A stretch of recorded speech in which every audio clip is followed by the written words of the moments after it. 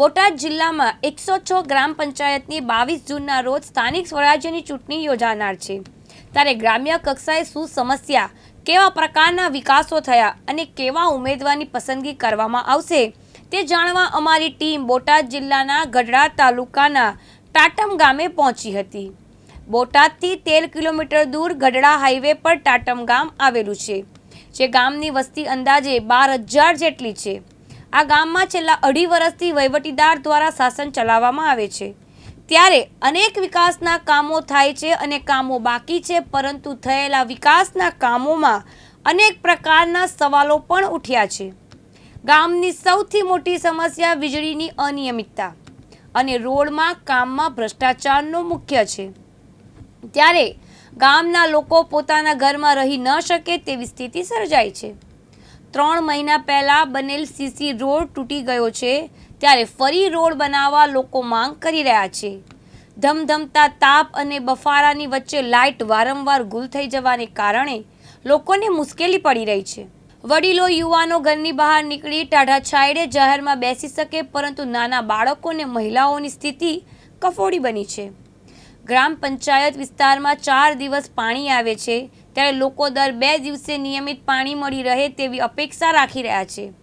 ત્યારે લોકોને પણ ભારે મુશ્કેલી પડે છે। લોકો આગામી પંચાયતની બોડી પાસે અપેક્ષા રાખી રહ્યા છે કે ગામની વસ્તીના ધોરણે પ્રાથમિક આરોગ્ય કેન્દ્ર શરૂ છે, પરંતુ રાત્રિના સમયે ઇમરજન્સીમાં કોઈ ડોક્ટર સ્ટાફ હાજર નથી તેવું પણ જાણવા મળેલ છે। આંગણવાડી કેન્દ્ર છે, ત્યારે વસ્તીના ધોરણ મળે તેવી લોકો માંગ કરી રહ્યા છે। સ્થાનિક રોડ, રસ્તા, ગટર, પાણીના પ્રશ્નોનો નિકાલ થાય તેવી આગામી ચૂંટણીને આવનાર પંચાયત બોડી પાસે વિકાસની કામગીરીની લોકો આશા રાખી રહ્યા છે। દાદા, ગ્રામ પંચાયતની ચૂંટણી જાહેર થઈ ગઈ છે, 22 તારીખે ચૂંટણી છે, શું કહેશો? અમારે તો વ્યવસ્થિત રીતે ચૂંટણી પતી જાય એ અમારી અપેક્ષા છે, અને સારો ઉમેદવાર આવે, શિક્ષિત હોય તો એને બધા લોકોના પ્રશ્નનો ખ્યાલ આવે કે શું કરવું પડે ને શું ન કરવું પડે। દાદા, કેટલા વિકાસના કામો થયા છે? આમ તો અમારે વિકાસના કામો અમુક થયા છે ને અમુક ઘણું બાકી છે, કારણ કે વહીવટદાર આવી ગયા હતા ને એટલે જોયું એવા અમુક પ્રશ્નો ન હલ થાય, એને તે તકલીફ હોય ને એના કારણે ન થઈ શકે। અહીંયા આરોગ્યની વાત હોય, શિક્ષણની વાત હોય, કેવી સમસ્યા? આરોગ્યમાં તો થોડીક તકલીફ છે, દિવસમાં જ નથી વાંધો, પણ રાતની થોડીક તકલીફ પડે, કારણ કે જે દર્દી આવ્યા હોય ને રાતના એને ગઢડા મોકલવા પડે, કાં બોટાદ જવું પડે, કારણ કે નસ બેન હોય ને તો અમુક બેનો બીવે, એકલા ન રહે કે 1-2 ડૉક્ટર હોય ને તો એને સારું પડે, કોઈક સિક્યુરિટીના મૂકીએ કે સરકાર તરફથી તો એને થોડુંક આશ્વાસન મળે। દાદાભાઈ, ગામમાં રોડ રસ્તાની સ્થિતિ શું? રોડ રસ્તા તો અમુક છે ને અમુક નથી। અમુક નવો એક રોડ બનાવ્યો છે ને એમાં થોડીક તકલીફ છે, ગમે એ કારણોસર ઓલું થયું હોય એટલે તકલીફ એટલે નબળું કામ થયું છે? નબળું કામ થયું છે, એક જ રોડનું નબળું કામ થયું છે।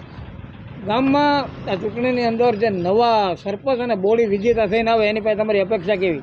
અમારે સરપંચ અને બોડી એવી આવે કે કોઈ પણ ગામનું અમારું કામ હોય ને આમ છવસ ગોકળિયું ગામ બનાવી દે ને એવી અમારી અપેક્ષા। બાબુભાઈ, ગ્રામ પંચાયતની ચૂંટણી આવી છે, પ્રથમ તો તમે તમારા ગામની અંદર કેટલી સમસ્યાઓ છે, કેવા કામો થયા છે?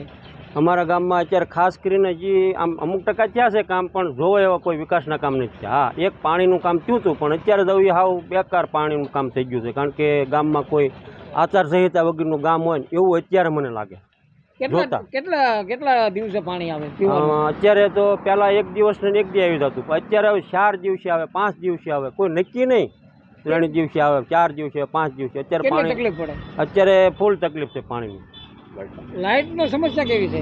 લાઇટની વીજળીની સમસ્યા તો માનો કે આમ અમુક ટકા હારી રહે, પણ આમ ક્યારેક એવી લાઇટ કપાણની હોય જાય, માનો કે અત્યારે ઉનાળાની સિઝન હોય, ગરમીની ફૂલ, અને લાઇટ બરોબર બપોરો સાડા કાપે, હવે 2 કલાક 3 કલાક માણસોને આરામ કરો તો બહાર હોય કોઈ જાળવી વ્યાજે અમારી જેખા મોટા માણસો, પણ નાના બાળકો છે, છોકરા છે, કોઈ ગઢા માવતર છે, એ ક્યાંય જઈ ન શકે, અને એવી સમસ્યા થાય છે એની વાત જવા જેવી, કારણ કે બાળકો અતિશય ઓલું થતું અને વૃદ્ધોને વધારે કહેવડાવે। જે નવા સરપંચ જીતીને આવવાના છે, બોડી આવવાની છે, એની પાસે તમારી અપેક્ષા શું?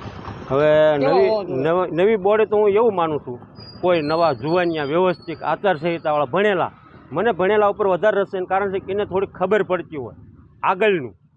બીજા નંબરમાં માનો કે ગઢા હોય એને તો આપણે કેવી છે અત્યાર સુધી આપણે મોટા માણસો ગોતતા હતા, પણ હવે મને એવી અપેક્ષા નથી કે હું મોટા માણસો કામ કરી શકે, કારણ કે પોતાનું ન કરી શકતા હોય ગામનું ક્યાં કરવા જાવ। આ મારી એક પોતાનું, હું મારા પોતાના મંતવ્ય વિશે હું કહું છું કારણ કે કોઈ ભણેલો ગણેલો વ્યવસ્થિત હશે તો પોતે જાતે જઈને જોઈ શકશે. ભોથાભાઈ સેખલિયા, દિવ્યાંગ ન્યૂઝ, ટાટમ, બોટાદ.